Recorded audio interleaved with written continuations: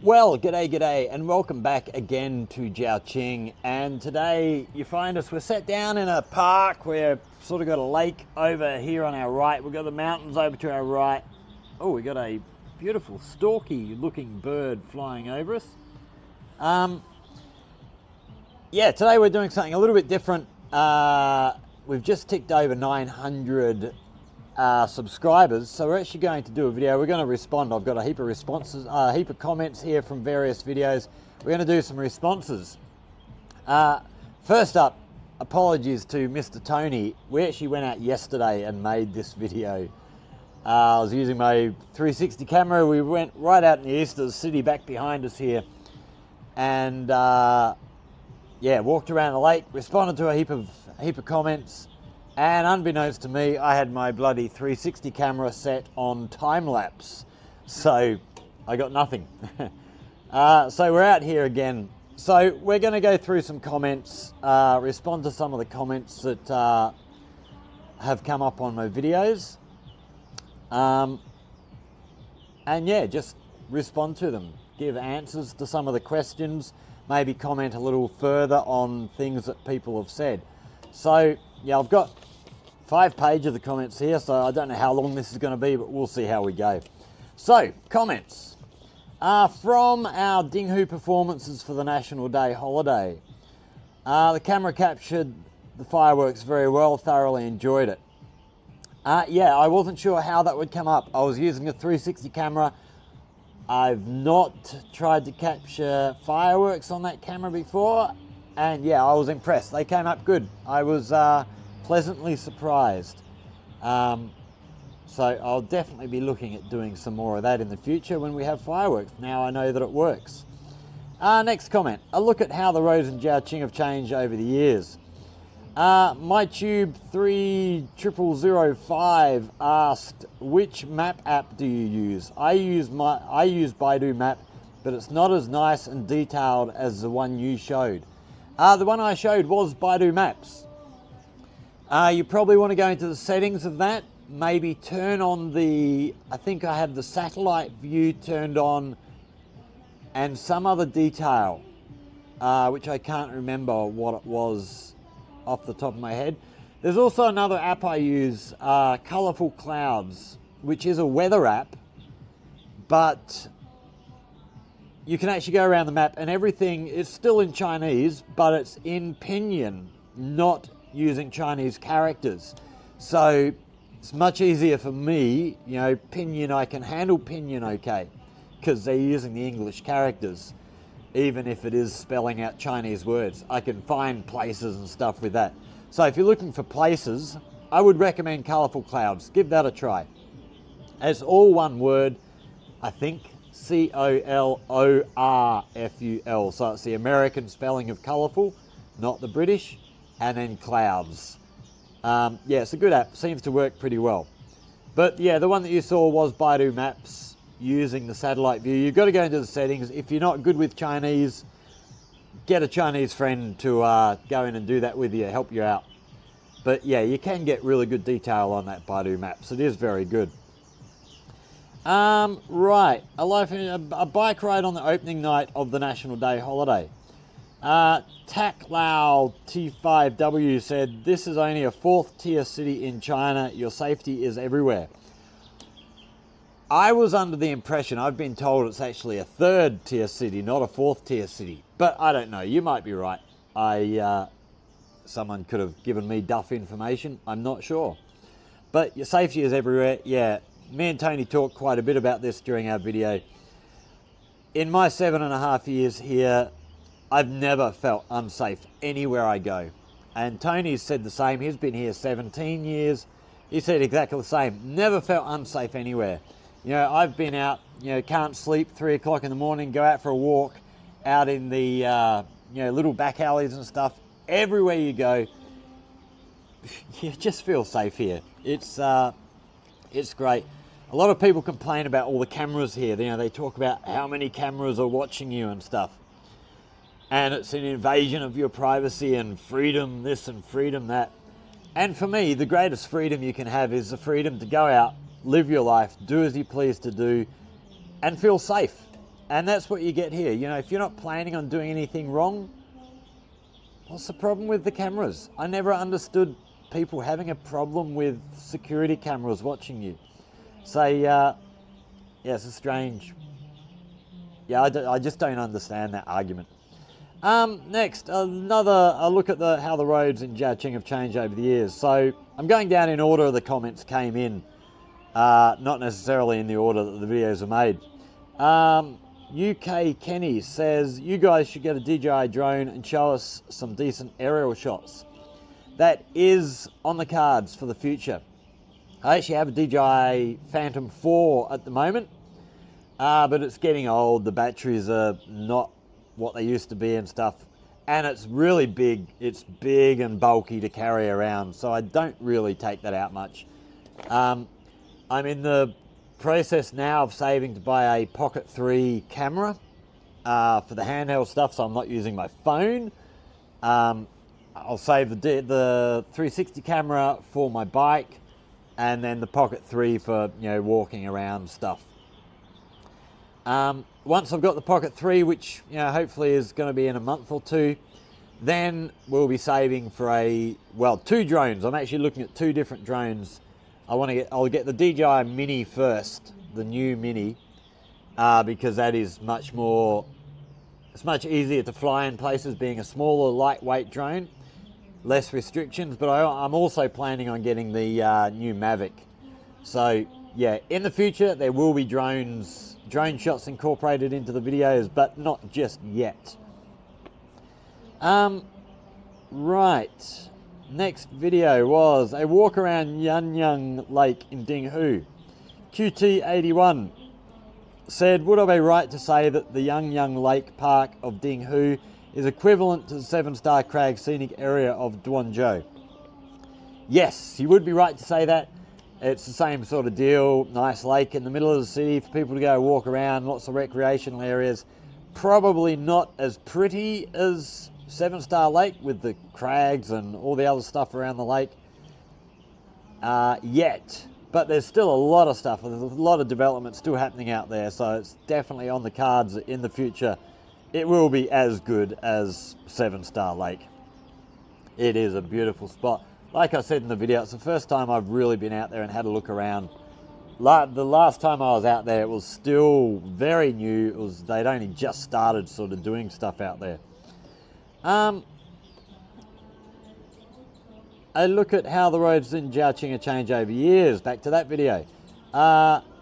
Lee Jackson X6R has said Woolin EV is a joint venture. So we passed a Woolin dealership and I sort of pointed it out. And Tony was quite interested. He's been looking at little vans and stuff for something maybe for the future for him. But yeah, joint venture. American GM holds 44% share. Shanghai Automobile hold 50.1%.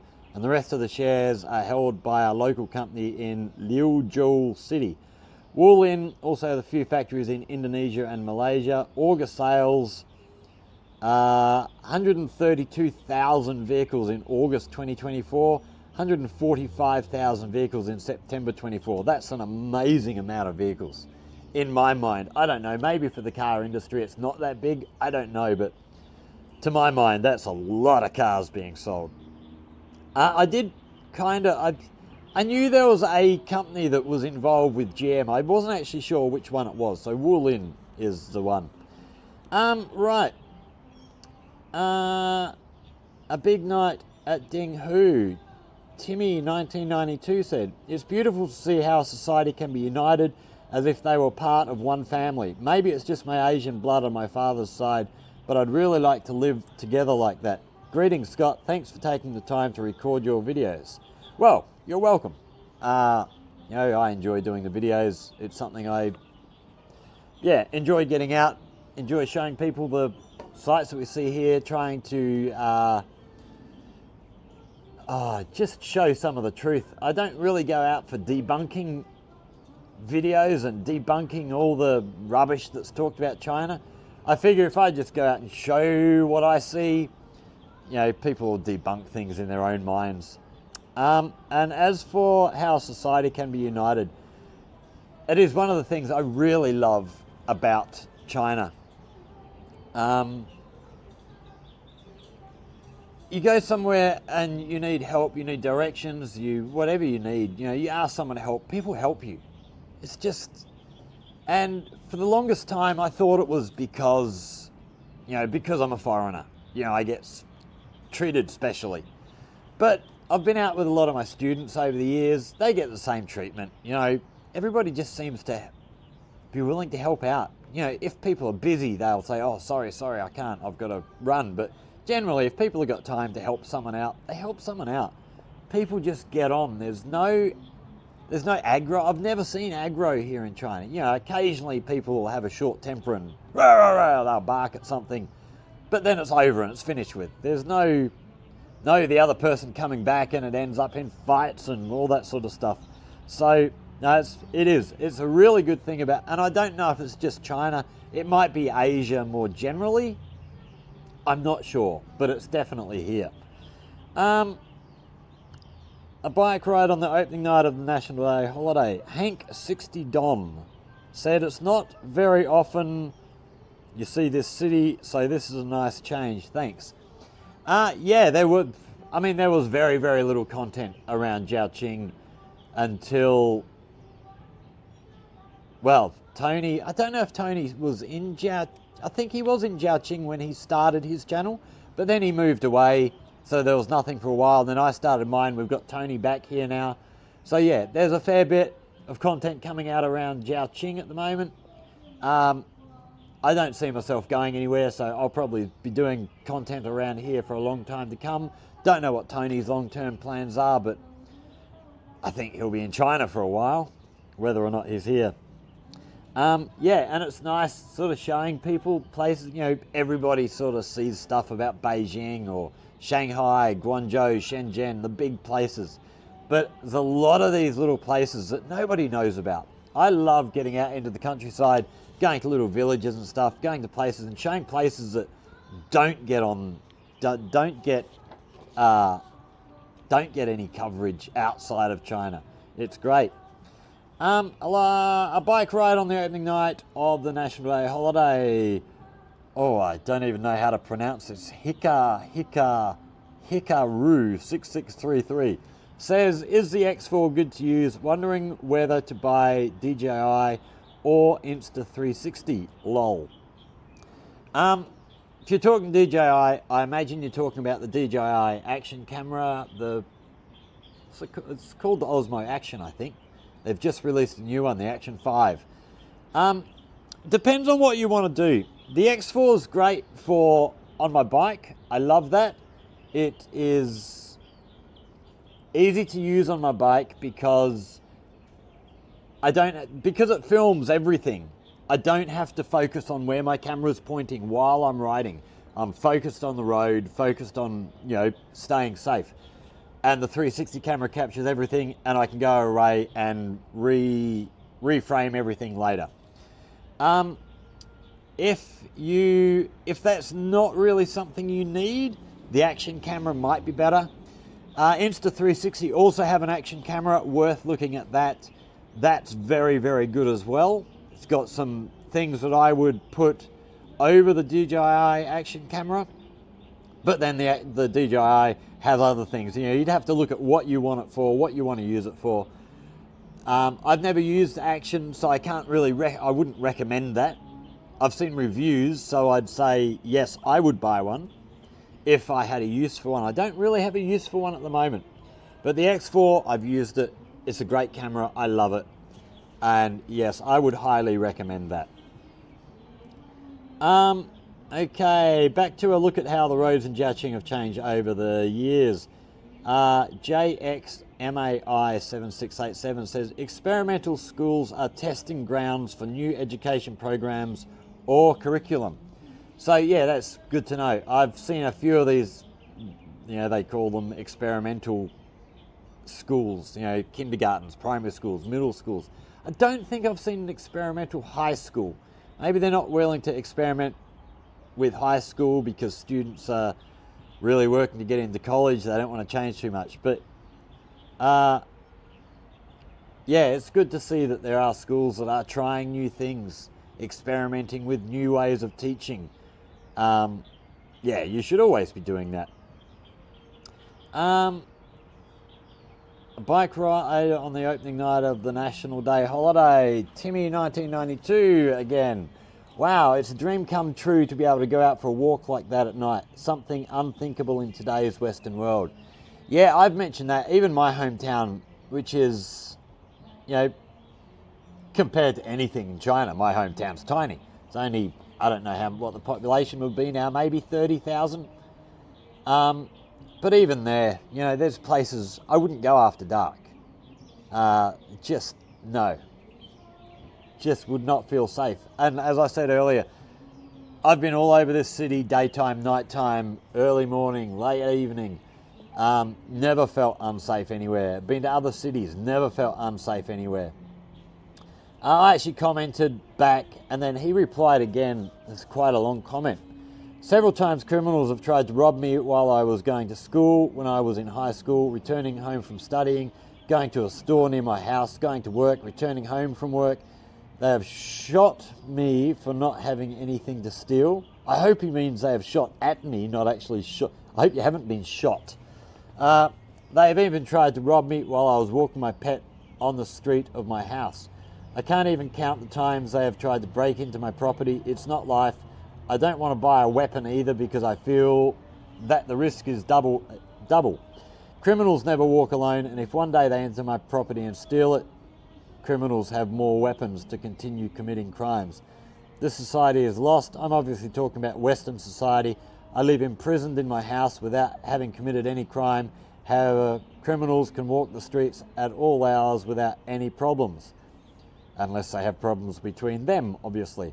My father was lucky enough to reconnect with old friends from the university. They are living in China and helped my father financially to open a company in 2016. He flew to China 4 times a year for business and also to meet up with those true friends who, after almost 30 years without any communication, reconnected through social networks and reconnected if they had never been apart. And in 2018, he decided to close his company here in Uruguay and move completely to live in Wuxi, Jiangsu province.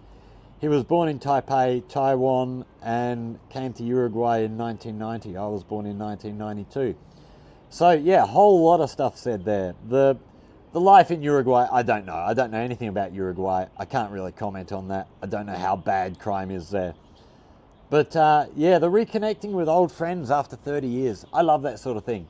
I had a similar thing not long before I came to China. I had an old mate, David. I won't say his surname. I'll keep that private in case he doesn't want to be sort of known publicly.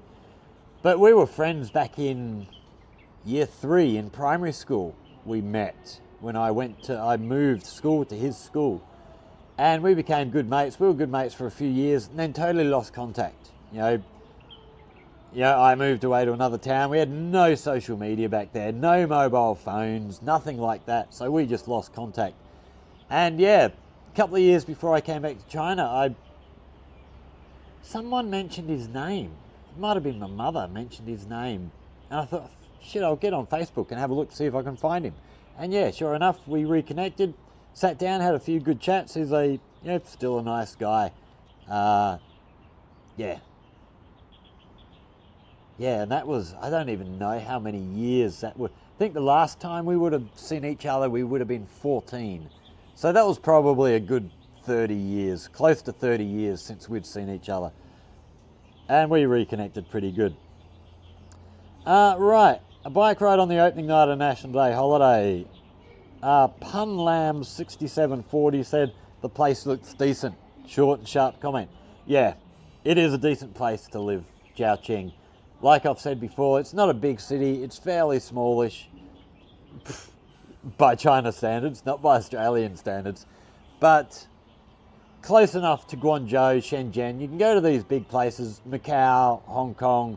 You can get to these places fairly easily, but you're living in a more, it feels more rural.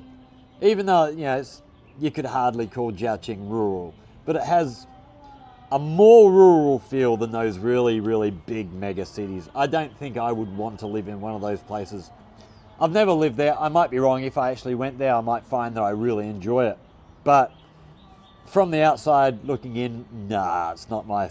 I'd rather be out somewhere where we've got some countryside and stuff.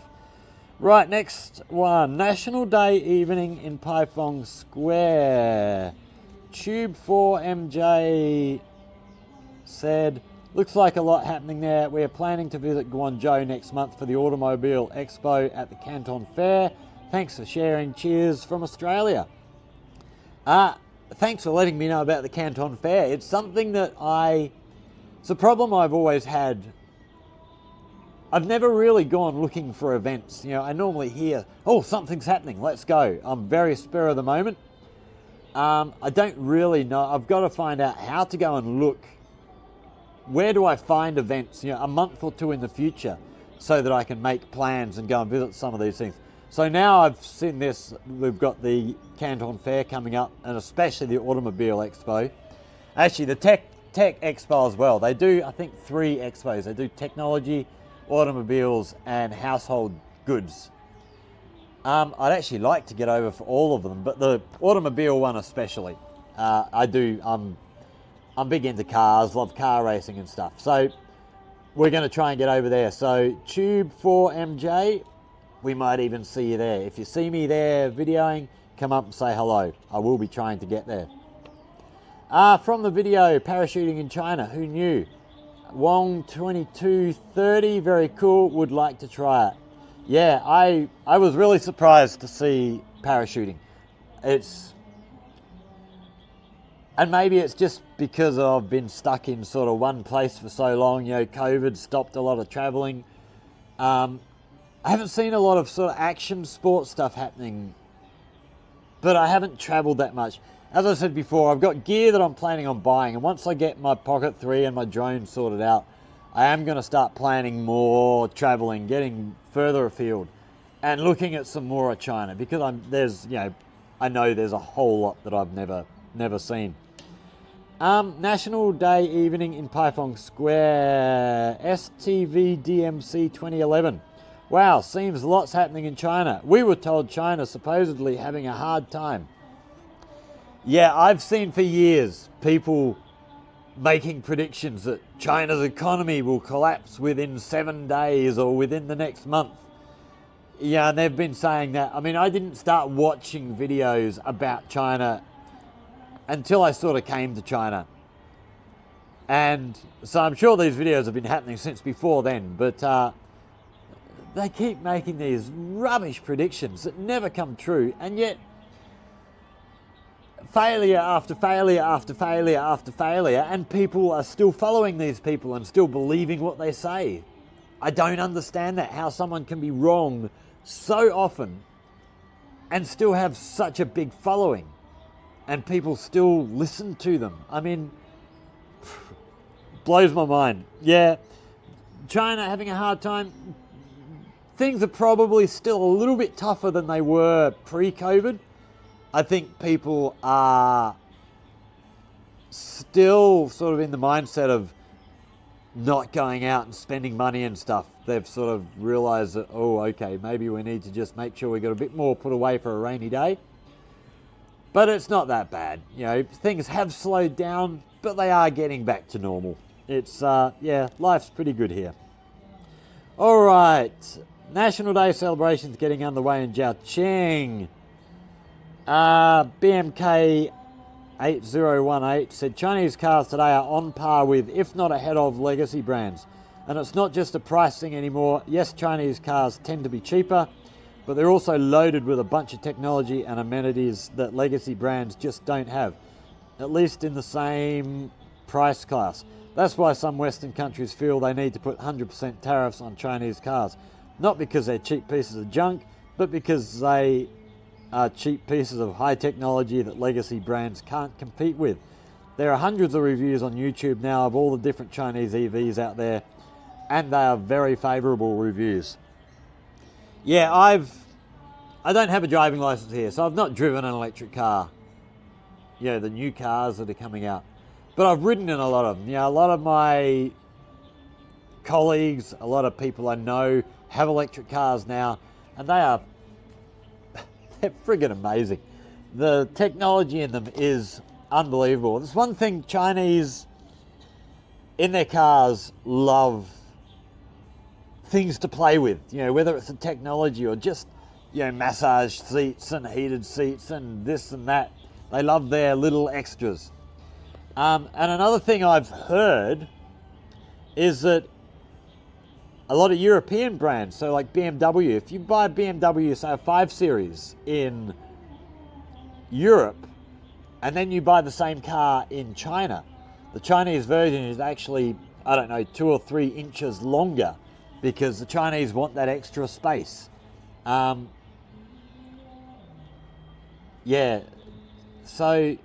Chinese brands to compete, they've got to have all this technology. And because they know what Chinese people want more than the legacy brands, I think they put in a lot more stuff that the Chinese people like to use. I think a lot of the stuff that's in the cars, I don't think I would use. For me, if I'm driving, I used to love driving. And if I'm driving, I'm driving. I don't really want other stuff to play with. I just enjoy driving. But yeah, a lot of people here love that stuff. A lot of people in the West love that stuff who are not maybe so much into driving. It's a good distraction on a long trip, having something else to do. But yeah, the technology in the cars, the automatic driving and stuff, it's just blows my mind. We actually drove back with Frankel. Frankel lives over here in a new apartments over here. We drove back from the new school out at Dinghu, and we drove 10, 15 kilometres along the main road, hands off the steering wheel, the car steering, changing lanes to go past other traffic. It was bloody amazing. It blows my mind, the technology. And when you think about the cars that we had, when I was first getting my driving licence, a CD player was huge. Now, cars don't even have CD players. It's all USB and computers and stuff. It's amazing. National Day celebrations getting underway in Jiaqing. Live animal prizes are very different. Not sure how they can care for chickens indoors. Yeah, so this was the ring toss thing where they're throwing rings and they put them over prizes. Some places have stuffed teddy bears, others have toys, and some of them have chickens, ducks, baby rabbits. I don't remember, there's a couple of other types of animals you can get, turtles. I don't know how I feel about that. I mean, it's great for the kids. The kids love, win a little chicken and they've got a little baby chicken. Caring, because everyone lives in apartments, how do you care for things like that? I don't know. And I think a lot of them only survive until they're big enough to have for dinner. I don't know, I could be wrong, but I don't see many of them lasting past that age. Right, going back, an older video, my understanding of the political system here in China, BMK8018. Oh, another comment from him. I share your perspective. Regardless of the form of government a country adopts, one of the most crucial elements, in my opinion, is that the government acts in the interests of the people. It's supposed to represent not those of a foreign power. As a New Zealander, when I reflect on whether our government truly represents our interests, I can't confidently say it does. Over time, I've become increasingly convinced that our government, along with other Anglo-Saxon nations like Australia, Canada, the UK and others, are more responsive to the United States or corporate interests than to the citizens they're meant to serve. But when I think of China, I see a lot of evidence that their government is working for the Chinese people, and the West appears to hate it for that. Yes, when President Xi came in, he clamped down on a lot of corruption. A lot of people went to jail for being corrupt. I love that. People are up in arms about him imposing his will on people and stuff. No, if people are corrupt, go to jail. Simple as that. The amount of money that politicians in America receive from big business and lobby groups and stuff, it's disgusting. It is really disgusting. And I've heard, and I don't know how true this is, I've heard that an American politician, half of their time is spent fundraising. yeah, so half of the time they're not looking after the interests of the people. And when you've got all these big business donors donating millions and millions of dollars, who are the politicians going to take care of? It ain't the people that they're meant to. It's not the people that vote them in. They're going to take care of where the money comes from. And yeah, Australia, UK, Canada. I don't know much about New Zealand politics. Sort of, I guess Australia and the UK is what I hear most about. I hear a little bit about Canada. Don't really hear anything about New Zealand. But yeah, they all certainly follow the American model. They're all trying to follow the American model.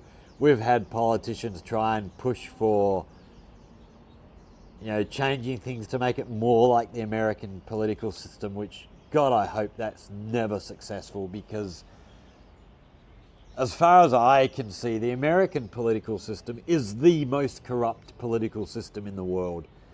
It is just, nothing's done for the people there anymore. I really feel sorry for the American people, whether they're on the right or on the left.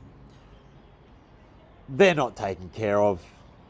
People on the right being anti-Joe Biden, people on the left being anti-Donald Trump. The people on your side aren't going to help you any more than the other side do. It's just, yeah, it's pretty bad. A bike ride on the opening night of National Day holiday, QT81 again. Simply commented, so many people. Yeah, that was amazing. That was a huge crowd. I don't know, actually, I've seen more people around the place. Like when we went, after we did the bike ride, we went for a walk through Paifong Square. I've seen that many people and more people at events in the past. But the amount of bikes parked along the road everywhere blew my mind. I've never seen all the parking just gone. There was nowhere to park. You had to park miles away to get anywhere. It was amazing. Taking a bike ride and discovering a dog hotel. BMK 8018. That dog place was pretty sweet. Hope he's getting good business. I wonder if there are any cat cafes in Jiaqing too. Keen to learn more about the 12345 service. Dog place was awesome. How much business he's getting, I'm not sure. He's only been open for a couple of months. So, it's still a new business. Hopefully, I want to go back and do a video to put on my WeChat channel and publicize more to the local people so the local people know about it. I believe, as well as looking after other people's dogs if people are going on holiday, he's also doing, like the cat cafe you mentioned, people are going to be able to go up there, hang out with a bunch of dogs. If they can't have a dog themselves, but they love dogs, they can go and hang out in there with a bunch of dogs. They're going to set up a cafe and stuff in there, I believe. And he's also breeding dogs for sale as well. So, yeah, I hope he does well. He's up on the mountains up there on the side. I hope he does well. He's a really nice guy. Really enjoyed hanging out with him. And we'll be there doing, probably go there a couple more times. I'll go and do another video for YouTube. We'll get more in depth about what he's doing and have a better look around the place, have a look out the back. And also I want to do one for WeChat. So I've got at least a couple of videos coming up from there. Cat cafes, yes there are. There's at least one cat cafe. I think it was Tony did Tony did a video in there a few months back. I haven't been to that cafe yet, but it's one place I do want to go to. There may well be a couple of others that I just haven't come across yet, but they are pretty popular.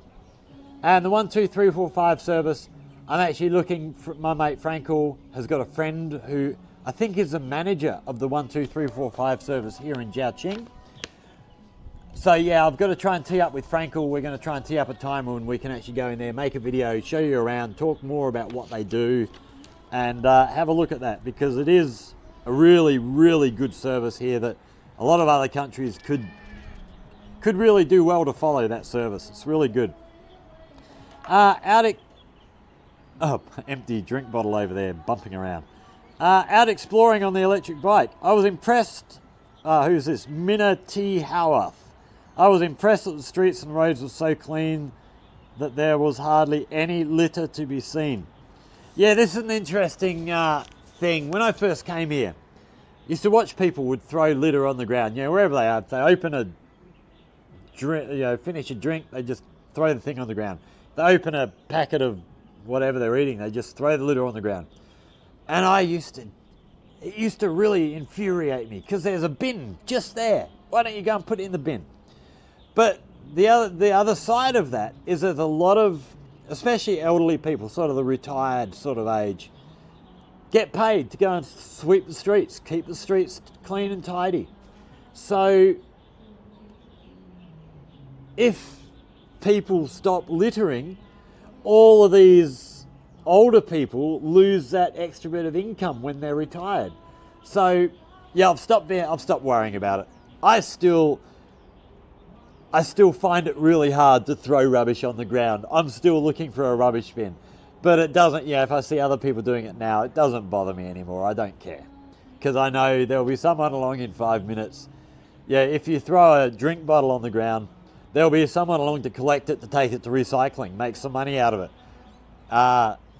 It's good. It's all good. Right, video 200, responding to a viewer comment.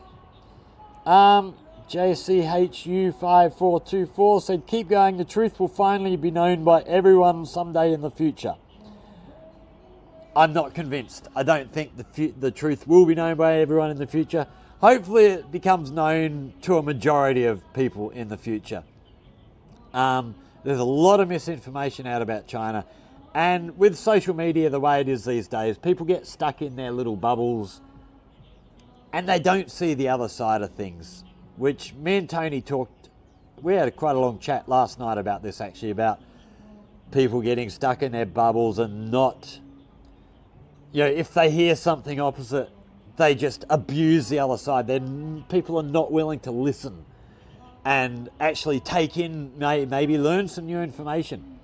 It's one thing I've been lucky so far. I haven't had many of those types of comments on my channel. There's only been, I think, 3 comments that I've deleted in, over a year that I've been doing the channel. You may disagree with me, and if you come with a disagreement and you say, this is what I think, if you do it in a polite way, I'll have the conversation. If it's a good topic, I'll go away and make a video specifically about that subject and put my point of view forward. But yeah, if you just come insulting, I just delete your comment. I'm not interested. If you're not actually going to come with facts and your perspective and your experience, then don't bother coming. Right, out exploring on the electric bike, BMK8018 again. Thanks for the video. Lately I've been thinking about Chinese attitudes towards the Japanese. I understand the history, including Japan's atrocities against China during World War II and the lack of a sincere apology, with things like the Yasukuni Shrine further complicating matters. So I get why there might still be resentment today from the Chinese and maybe even sympathize with it.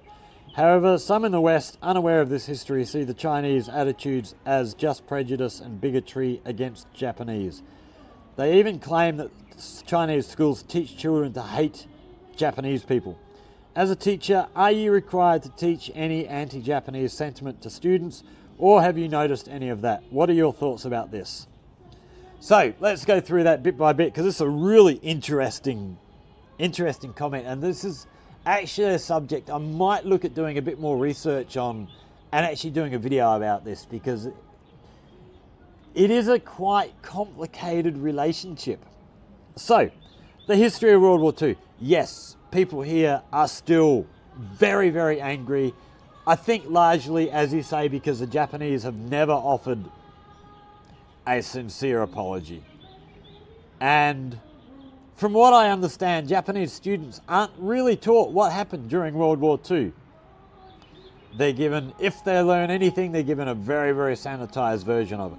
I could be wrong about that, I'm not sure. I'm just going on what I've heard. If there's any Japanese people watching, correct me, correct the narrative if it needs correcting. But I think the Chinese people a lot of Chinese people love Japanese culture, Japanese music, Japanese TV shows. I don't think they hate the Japanese people. I think they hate the Japanese, I wouldn't even say government, but they still hold that resentment, but they don't hold it against the individual Japanese people. They hold it against the Japanese society as a whole. And the last sort of 12 months, most of the anti-Japanese stuff that I've seen in China on social media isn't actually about World War II. It's actually about the Japanese deciding to dump the nuclear wastewater from the Fukushima plant in the ocean. And Chinese people they're pretty furious about that. And I don't know, again, I don't know how well the water's treated. I don't know how safe it is. I've seen videos saying how dangerous it is. I've seen other videos saying how much treatment's been done and how safe it is. I don't know who to believe. But yeah, I don't think Chinese people, I don't know how much of the truth about the safety of that water. I don't know how true anybody's statements are, and I don't know how much the Chinese people actually have researched this stuff. I looked into it a fair bit back in the day, back when it first started happening. And I saw so many arguments on both sides. I wouldn't know who to believe, and I've done a fair bit of research. There was a case, I think it was in Shenzhen recently, a guy, an elderly Chinese guy, apparently stabbed a Japanese student who was in an international school. I believe the student survived, is okay. But yeah, that's very rare. I think this guy might have had other issues rather than just that. I don't know. I don't know the perpetrator's background, history, and anything. But yeah, that was pretty sad. I was pretty unhappy when I heard about that. And Chinese schools teaching children to hate Japanese people. Never seen it, never heard anything of it. As a teacher, are you required to teach any anti-Japanese sentiment? I've never been instructed on what to teach in any way, shape, or form. The only thing they've ever told me is don't preach religion and don't get into politics, which I wouldn't do in a class setting anyway. I'm not religious, so I'm not going to preach anything. If I'm going to preach anything, it'll be anti-religion stuff. I have big problems with a lot of religions and the way that different religions behave.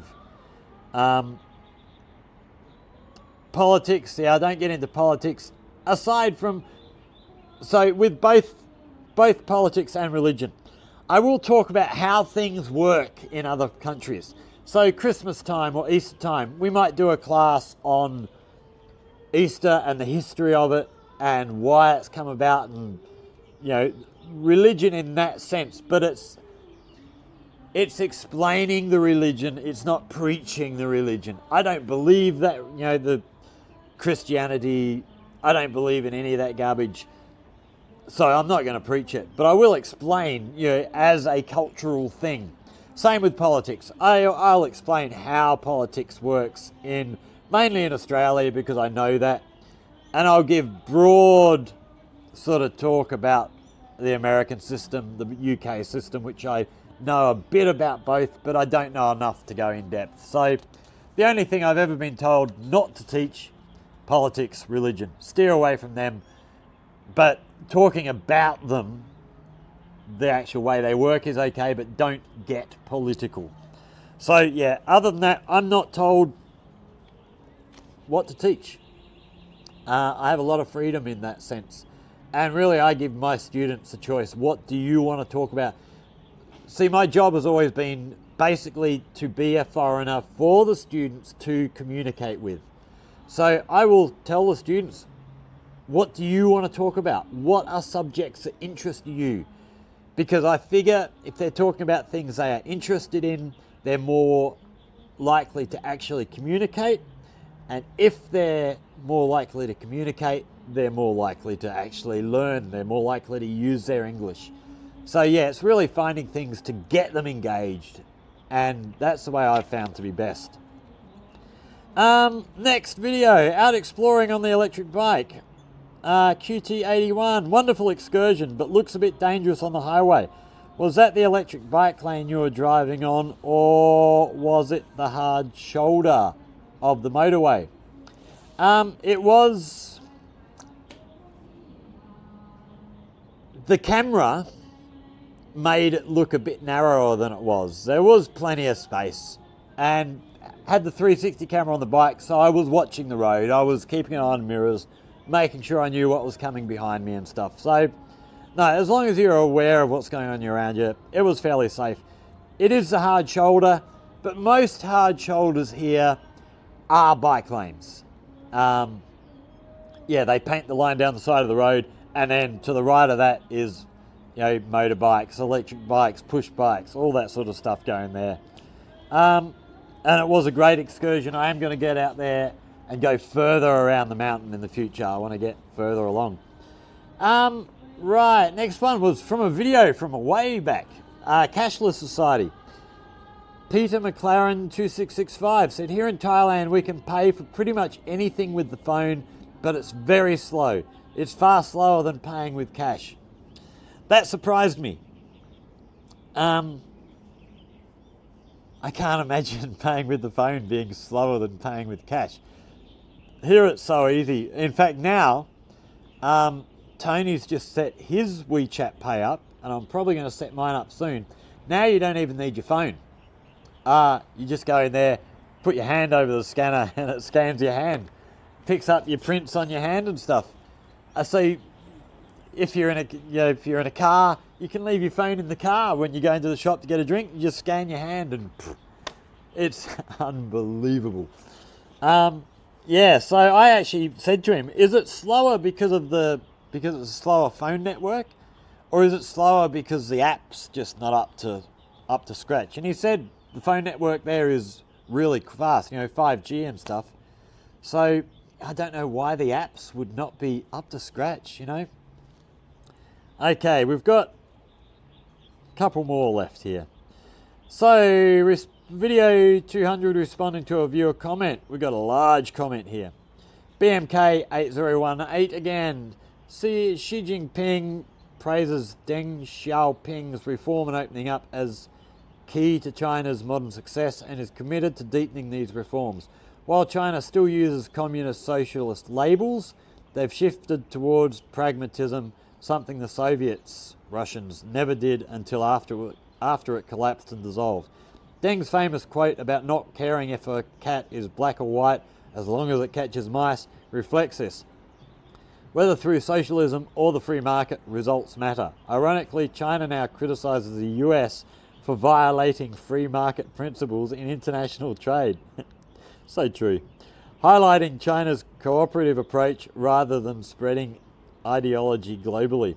I think China's utmost concern is non-interference by the West in its internal affairs, a concern which I think is 100% justified. This is why China will continue to maintain very strong controls on certain domains in its economy and political system to ensure its sovereignty isn't undermined. I share your skepticism about what we know about North Korea, which has long been isolated from the world. While it's often portrayed as a highly oppressive regime, I question more and more how accurate some reports are. The country faces low living standards, largely due to Western sanctions that cut it off from global trade. North Korea seeks autonomy and resists Western interference. I believe engagement, especially through trade, would be more beneficial for its people than continued isolation caused by the West. If we really cared about North Korean people, we should openly trade with them regardless of their form of government. Yeah, so a whole lot of stuff in here. I love that. China's now the one criticizing the US for violating free market principles. Yeah, absolutely. Couldn't agree more. The US tariffs on places like Cuba, which I believe the UN have deemed those tariffs illegal for years, dozens, decades. They've been deemed illegal. The Americans still maintain them. America seems very happy to have international rules as long as they benefit America. As soon as they don't benefit America, the rules go out the window. There was a guy, American soldiers apparently can't be tried by the International War Criminal Tribunal, whoever they are, the International Criminal Court, if they can conduct war crimes. They expect, there was calls for Putin to be up in front of the War Crimes Tribunal. So they're happy with other countries to have to abide by these rules, but not Americans. There was a guy, soldier, who was found guilty of war crimes in America by an American court, which unusual to even see an American soldier up on those types of charges and to be found guilty. And then he was pardoned by Donald Trump. They rate their military so highly, I don't know if they just think they can never do wrong or something. I don't know what their attitude is. And then the North Korean stuff. Yeah, I've heard for years how bad things are in North Korea. But since coming to China, knowing how China's talked about in the West, and then seeing it with my own eyes, how much misinformation there is out there, I now wonder about North Korea. Are things actually that bad? I would like to go and see North Korea. Part of me, I would love to go and visit. But I'm still fearful because there's still all them stories in my head about what things are like. So I still don't think I would go at the moment. But if I was given the chance, I would seriously consider it. And